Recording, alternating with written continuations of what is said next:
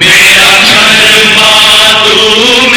धर्मा तू, तेरा सब कुछ मैं, मेरा सब कुछ तू।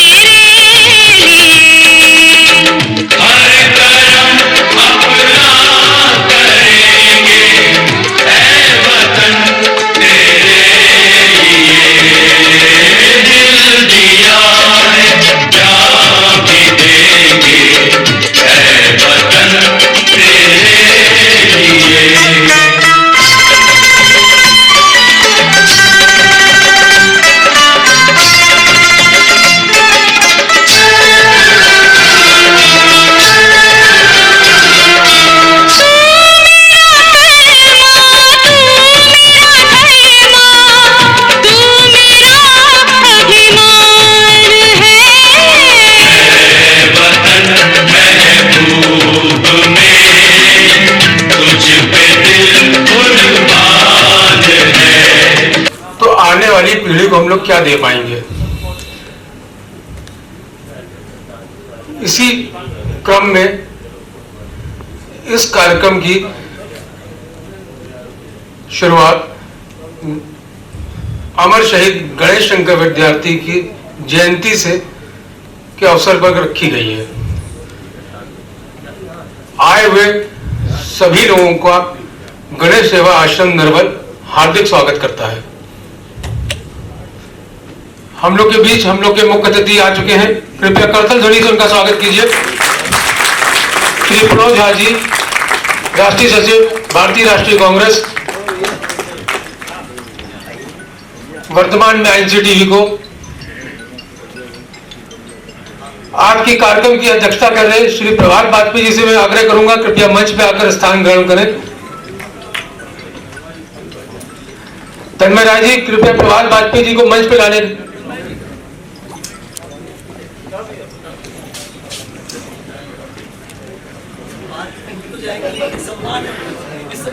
अनुपम शर्मा जी से मैं आग्रह करूंगा कृपया आज के मुख्य वक्ता श्री शंभुनाथ शुक्ल जी को मंच में लाने की कृपा करें। शंभुनाथ शुक्ला जी को, अनुपम शर्मा जी इधर।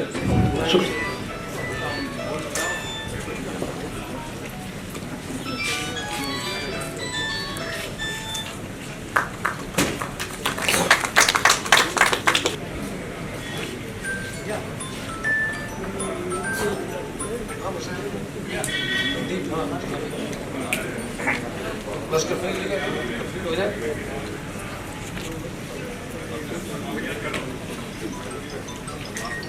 कि विद्यार्थी की मौत पे मुझे रश्क है। उन्हें ईर्ष्या दी, उन्हें जलन दी कि जिस मृत्यु को उन्होंने प्राप्त किया, हिंदू मुस्लिम सांप्रदायिक सौहार्द को बचाने के लिए जो उनकी शहादत थी। अब चूंकि हमारे तमाम सारे अतिथि आ गए, बात करने को बहुत है विद्यार्थी जी के बारे में। हमने अपने बड़ों से बहुत कुछ सुना, बहुत कुछ बता सकते हैं, लेकिन अपनी वाणी को यही विराम देंगे क्योंकि कार्यक्रम में जिन लोगों को हम भी सुनने आए हैं वो लोग आज वो नारे आज सड़कों पर लग रहे हैं, राजनीतिक कार्यक्रमों में लड़ रहे हैं। ये इस देश की चिंता का विषय है और इसीलिए मैं कहता हूं कि आज का ये विषय बहुत सामयिक है। ऐसे नारों का स्थान अगर देश की आजादी के दौर में हुआ होता तो देश कभी आजाद नहीं हुआ होता। आज के मुख्य अतिथि श्री प्रणव झा जी से कि दीप प्रज्वलित करके कार्यक्रम की विधिवत शुरुआत करें। भाई कैमरा मत देखो, बार-बार कैमरा आगे आएगा।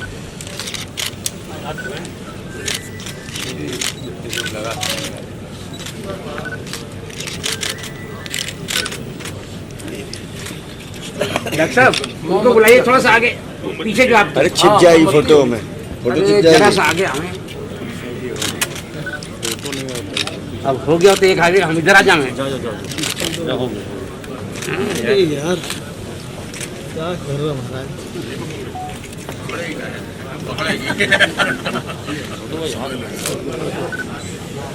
अरे ज्यादा थोड़ा आगे नहीं, थोड़ा सा हाथ लगा दीजिए जरा। एक बार इधर इधर थोड़ा सा फेस।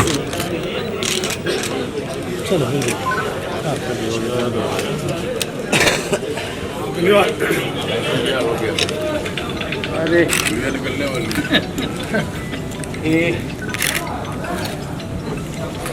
हाँ थैंक यू।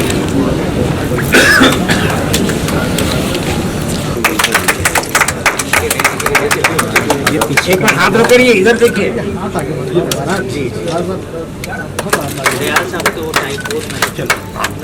रुके रहिएगा, रुके रहिए।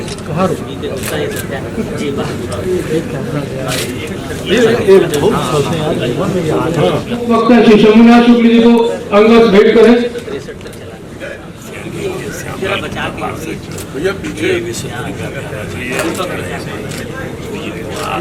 और पास में आइए, सर पास में भाई जी जरा एक मिनट रुकना।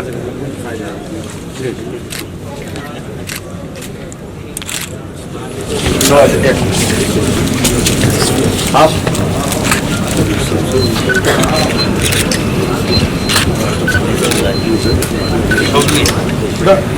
जगह में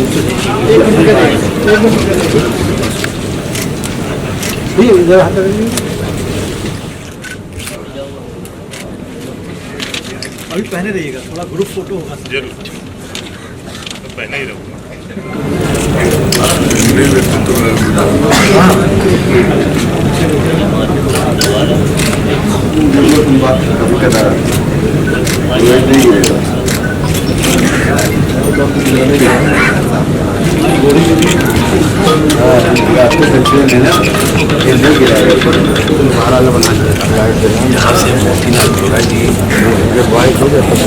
जो सेमिनार का आयोजन किया गया है, क्या मानते हैं? अगर इस बात को कोई बखूबी समझता है तो समाज का वो वर्ग जिसको हम चतुर्थस्तंभ कहते हैं, उससे बेहतर कोई नहीं समझता कि इस आयोजन की कितनी अधिक आवश्यकता है। देश जिस दौर से गुजर रहा है, जिस दोराहे पर खड़ा है, वहाँ रुककर समझने की आवश्यकता है कि हमारे पुरखों ने, संविधान निर्माताओं ने, नीति निर्धारकों ने किस मंशा से इस देश की परिकल्पना की थी और लोग जो नेतृत्व जो आज लोगों ने चुना है वो देश को कहाँ लेके जा रहे हैं। अब गंगा के पावन तट पे जन्म लिया और बोकारो जैसे शहर में पले बड़े। जब ये समन्वय होगा तो छात्र राजनीति से तो सबका होना स्वाभाविक है। उस छात्र राजनीति से आगे बढ़ते हुए राजीव जी को अपनी प्रेरणा बनाते हुए कांग्रेस में के लिए काम करने के लिए बढ़े आगे और आज कांग्रेस पार्टी के राष्ट्रीय सचिव तक का स्थान में विराजमान और कांग्रेस पार्टी के लिए नई नीतियों का निर्धारण करने का काम करने वाले हमारे मुख्य अतिथि श्री प्रणव झा जी से मेरा आग्रह है। उसके पूर्व मेरा आग्रह श्री संदीप शुक्ला जी से है, जो 100 वर्षों की परिपाटी कांग्रेस की जी रहे हैं। 100 वर्षों से कांग्रेस परिवार के रूप में आज प्रतिनिधित्व कर रहे हैं और लगातार हर संघर्ष में पार्टी के साथ रहते हैं। उनसे मेरा आग्रह है कि मुख्य अतिथि जी का पुनः सम्मान करें।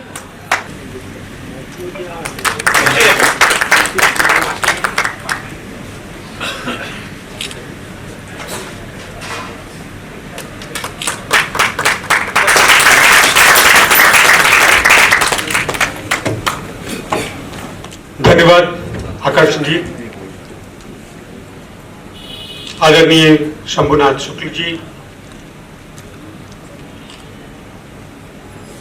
श्री राज तिलक जी, प्रभात वाजपेयी जी, श्री अरविंद चतुर्वेदी जी, श्री विकास श्रीवास्तव जी, श्री नरेंद्र शर्मा जी एवं मेरे सोशल मीडिया के साथी विनय श्रीवास्तव जी, गणेश सेवा आश्रम से जुड़े पदाधिकारीगण, मंच पे कोई श्रद्धेय अगर रह गए हो तो क्षमा करेंगे। यहां दर्शक दीर्घा में मौजूद धैर्यपूर्वक उपस्थित श्रोतागण, प्रिय साथियों, देवियों और सज्जनों, मेरे लिए आपके बीच होना अत्यंत प्रसन्नता की बात है। आधुनिक भारत के निर्माण में अनेक पहलुओं का साक्षी रहा है ये शहर कानपुर, और भारत माता के विलक्षण सपूत गणेश शंकर विद्यार्थी जी की जयंती के अवसर पर आप सबको संबोधित करना मेरे लिए अत्यंत गौरव का विषय है। खास करके जब मुझे आमंत्रित किया गया, निमंत्रण मिला इस बौद्धिक संगोष्ठी में शामिल होने के लिए, और मुझे जब मालूम हुआ कि विषय राष्ट्रवाद और सांप्रदायिकता है, तब मुझे लगा कि यह अत्यंत सामायिक विषय है, क्योंकि हम रोज अपने कामकाज के कारण रोज इससे हमारा सामना होता है। ये जो है रोज चूहा बिल्ली का खेल है, खास करके जिस तरह की सरकार इस समय काबिज है। परंतु जब इस विषय को विद्यार्थी के साथ जोड़कर देखा तो कुछ नए आयाम जो देखने को मिले। इस मौके पर राष्ट्रवाद और सांप्रदायिकता का विवेचना करना आवश्यक होगा और दिलचस्प भी। साहित्य साधना और पत्रकारिता के विद्यार्थी और महानायक आप सभी अवगत हैं। विद्यार्थी जी के संपादकीय यात्रा से महात्मा गांधी, भगत सिंह, चंद्रशेखर आजाद से उनके संबंध, लेजिस्लेटिव काउंसिल की उनकी सदस्यता और कांग्रेस पार्टी के प्रदेश इकाई के रूप में उनकी अध्यक्षता से आप सभी अवगत हैं। सबने पहले भी बताया, उनकी चर्चा की। परंतु जब उनके राष्ट्रवादी होने की बात आती है तो ये प्रश्न उठता है कि क्या वो हिंदू थे? तो जवाब है बड़ा सरल कि हाँ थे, बिल्कुल ठोस हिंदू थे, जितना मैं और आप हैं। पर साथ ही अगर ये कहें कि क्या वो सांप्रदायिक थे, तो उत्तर है कि बिल्कुल नहीं।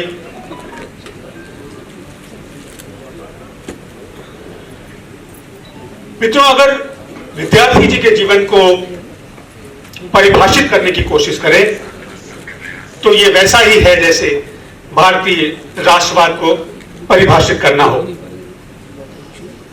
खास करके भारत राष्ट्र और भारत का राष्ट्रवाद दोनों की नींव मैं ऐसा समझता हूं, अनुभव करता हूं कि 5000 साल से अधिक पुरातन है। और ये नींव जो है पुरातन सभ्यता में निहित है, जो एक दृढ़ रूप में, एक पूंजी रूप में, एक सर्वमान्य रूप में, गौरवशाली होते हुए भी किसी एक भाषा, धर्म, जाति, नस्ल अथवा भौगोलिक संरचना द्वारा परिभाषित नहीं की जा सकती। वो इसलिए क्योंकि जो मूल है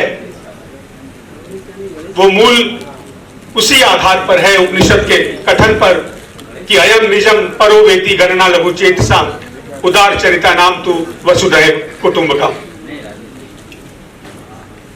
कि जब विद्यार्थी के जीवन में इस नींव को डाल दिया जाता है, तो कम से कम मैं एक कांग्रेसी होते हुए कभी इस बात से अपने आप को अलग नहीं कर पाया। यह हमारी सोच जो हुई और जो हमारे आसपास के जो हमारा इकोसिस्टम है, हमारा जो परिवेश है, उसमें हम कभी एक दूसरे से फर्क नहीं कर सकते हैं। और ये जो भावना है ये उसी सभ्यता के रूप में हम में बहता है। हमने जितने लोग यहाँ मौजूद हैं, हमसे पहले भी कई वक्ताओं ने इस बात को कही, और यही आधार है जिसके आधार पर भारतीय सभ्यता बना है, भारतीय जो राष्ट्र है वो आधारित है।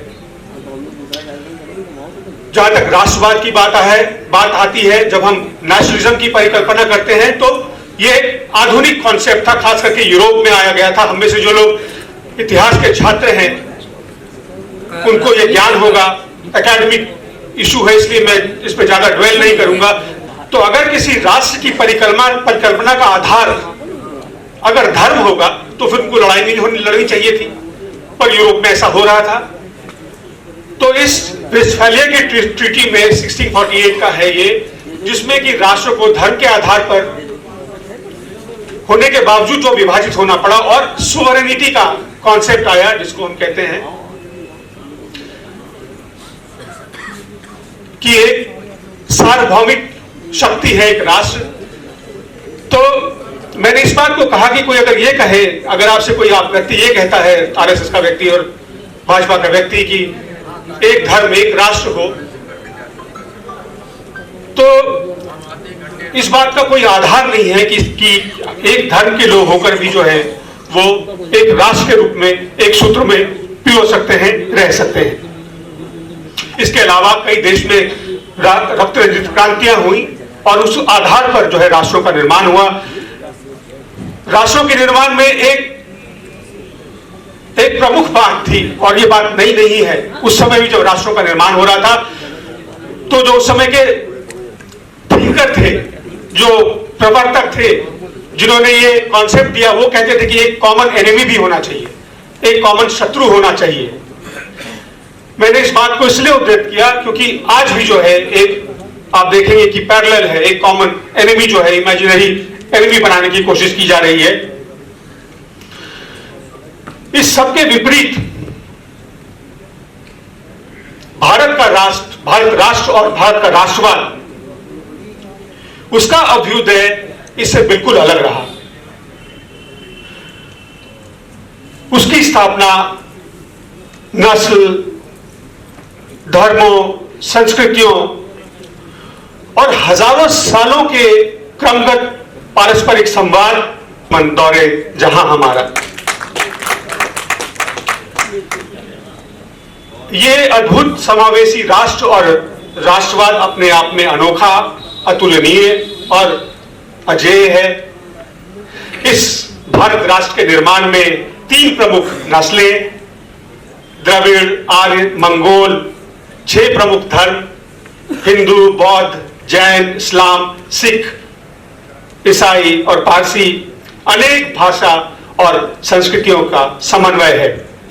हम अपनी राष्ट्रीय पहचान, अपना वजूद स्थापित करने के लिए किसी कॉमन शत्रु की, किसी कॉमन एनिमी की हमें जरूरत नहीं पड़ी। हमने अपना एक कॉमन पहचान, एक कॉमन आइडेंटिटी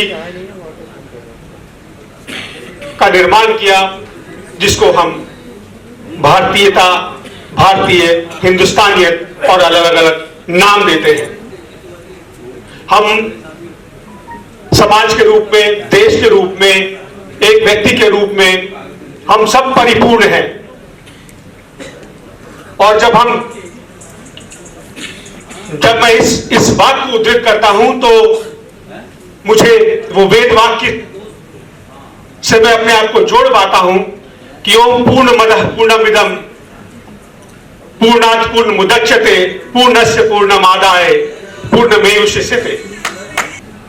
अंततः हमारी जो अंतर्निहित भारतीयता की नींव है और जिसको हमारी संविधान सभा ने भारत राष्ट्र का रूप दिया, वही स्थायी रहा। ये वो भारत है जो बरकरार है।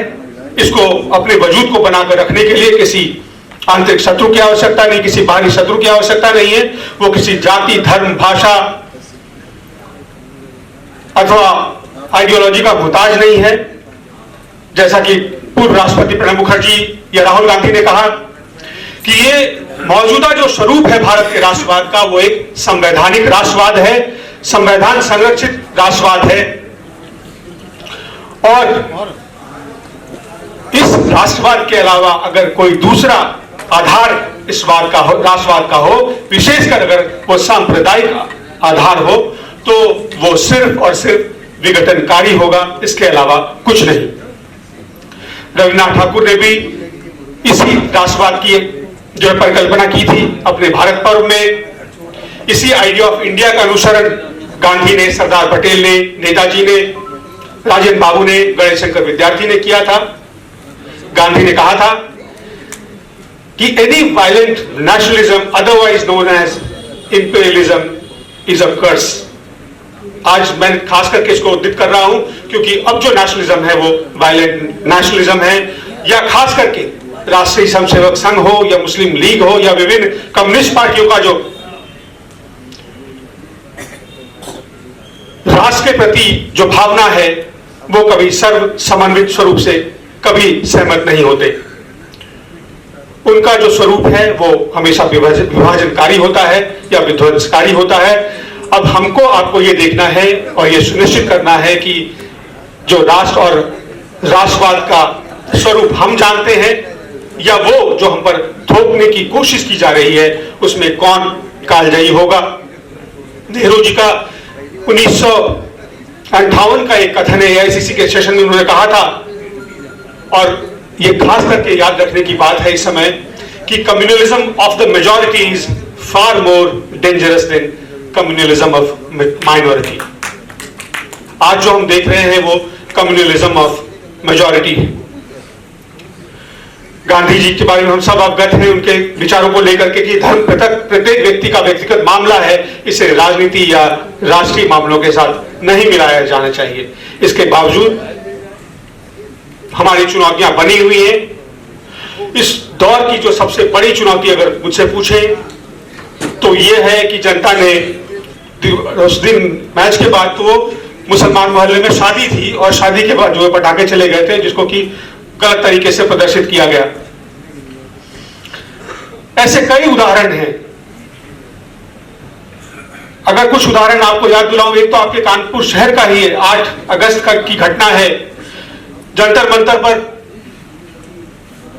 विशिष्ट व्यक्ति भाजपा से संपर्क रखने वाले उन्होंने जो है नारा लगाया कि हिंदुस्तान में रहना होगा तो जय श्री राम कहना होगा, और जो है अकलियतों के लोगों के लिए कि ऐसे नारे लगाए कि जिनको कि हम कह नहीं सकते। और चिंता की बात यह है कि जब पुलिस कार्रवाई करने के लिए पहुंची, यहाँ कानपुर की घटना हो या जंतर मंतर, केंद्रीय मंत्री हैं, उनका जो भाषण था दिल्ली दंगों के समय में वो हम भूले नहीं हैं। उन दंगों के लिए उनको पारितोषिक दिया गया और उन्हें मंत्री पद से नवाजा गया।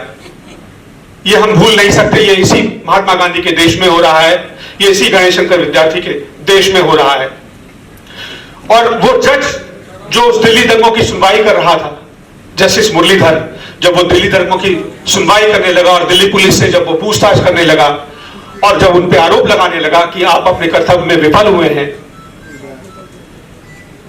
तो राष्ट्रपति महोदय के ऑर्डर से 27 फरवरी को उनको रातों रात उनका तबादला कर दिया गया। और अफसोस इस बात की है कि जिसका अधिकार है, जिसका कर्तव्य है कि ये सवाल पूछे जाएं कि ये क्यों हो रहा है, तो वो आवाजें नहीं रही। अगर वो आवाजें होती हैं तो उनको देश का गद्दार बताया जाता है। प्रधानमंत्री के कथन का हम क्या कहें, आप खुद उत्तर प्रदेश से हैं, मैं खुद यहां मौजूद हूं, क्या क्या याद दिलाऊं आपको। खास करके दिसंबर का वो भाषण, मैं झारखंड से आता हूं, वहीं उन्होंने कहा था कि आग लगाने वाले कौन हैं, वो उनके कपड़ों से ही पता चल जाता है। उसी चुनाव में दिसंबर में माननीय मुख्यमंत्री जी उत्तर प्रदेश के वहां एक गोड्डा जगह है, वहां विधानसभा के लिए प्रचार कर रहे थे और वहां के प्रत्याशी कांग्रेस के उनका नाम लेकर कहा था इरफान वो है कि अगर इरफान यहां जीत जाएगा तो अयोध्या में राम मंदिर कैसे बनेगा। धीरे धीरे जहर की तरह डाला जा रहा है कि वो किस तरह से इस देश में विक्टिम बनाया गया है। उनमें यह सेंस डाला गया है कि वो विक्टिम है। उसी बात को आगे प्रेमचंद कहते हैं कि इसके बाद एक अहम सवाल पूछते हैं। प्रेमचंद के कथन में है, मैं कोट करता हूं, कोट, संसार में हिंदू ही एक ऐसी एक जाति है जो गो मांस को अकाल है, मेघालय में भाजपा की सरकार है, वहां इन बातों को उस परिदृश्य में देखने की आवश्यकता है। आखिर में जो बात कहना चाहता हूं, क्योंकि बहुत ही वो निकट की बात है, अभी कुछ दिनों पहले की बात है, 2 अक्टूबर को पूरी दुनिया अहिंसा दिवस मनाती है। प्रधानमंत्री भी राजघाट गए थे, उसके पहले अमेरिका गए थे, वहां भी उन्होंने महात्मा गांधी की दुहाई दी थी और बड़े ही धूमधाम से अहिंसा दिवस को मनाया गया। परंतु पिछले 7 वर्षों से इसी देश में 2 अक्टूबर को नाथूराम गॉडसे ट्रेंड करने लगते हैं। कोई सवाल पूछने वाला नहीं है। हम सब जानते हैं कि ये कौन ट्रेंड कराता है, हम सब जानते हैं कि इसका संसाधन लगता है, हम सब जानते हैं कि कैसे हजारों लोग बैठे होते हैं सत्ता में काबिज लोग, कौन उनको पैसा देता है और कौन ट्रेंड कराता है। पर हम मूक दर्शक नहीं रह सकते। अगर मूक दर्शक बैठे रहेंगे, अगर हम तटस्थ हुए बैठे रहेंगे, तो लोकतंत्र की जड़ें कमजोर होगी। दांव पर सिर्फ भारत नहीं है, दांव पर संपूर्ण मानवता है। प्रश्न है कि क्या ये विराट धरोहर बचेगा या संकीर्णता उसे विकृत कर देगी। प्रश्न है कि क्या भारत का उदार चरित्र जीतेगा या संकीर्ण मानसिकता उसे हरा देगी। आवश्यक तो यह है कि इस वैदिक, सांस्कृतिक और अब संवैधानिक सभ्यता के वाहक राष्ट्र को समय के प्रवाह में अविरल बहने दिया जाए। होगा क्या, हम सबको इंतजार रहेगा। मैं भी होऊंगा, आप भी होंगे। मुझे आपने अपना बहुमूल्य समय दिया, आपका बहुत बहुत धन्यवाद। मैं चाहता हूं, लेकिन ये प्रॉमिस है कि दोबारा उपलब्ध होऊंगा आपके समक्ष जरूर। इतनी जल्दीबाजी में जाना मुझे अच्छा नहीं लग रहा है। मैं सुनना चाहता था शुक्ला जी को भी। आपने बहुत सार्वजनिक भाषण दिया, बहुत हम लोगों की नॉलेज बढ़ाई। चुनाव का दौर है, मैं आपको वादा बहुत करता हूँ शुक्रिया। जरूर आऊंगा मैं। बहुत धन्यवाद, जरूर आइए। आप जैसे लोगों की जरूरत है इस समाज को ठीक करने की। वीर बहादुर सिंह जी के समय यस प्लीज। हाँ तिवारी जी, थैंक यू।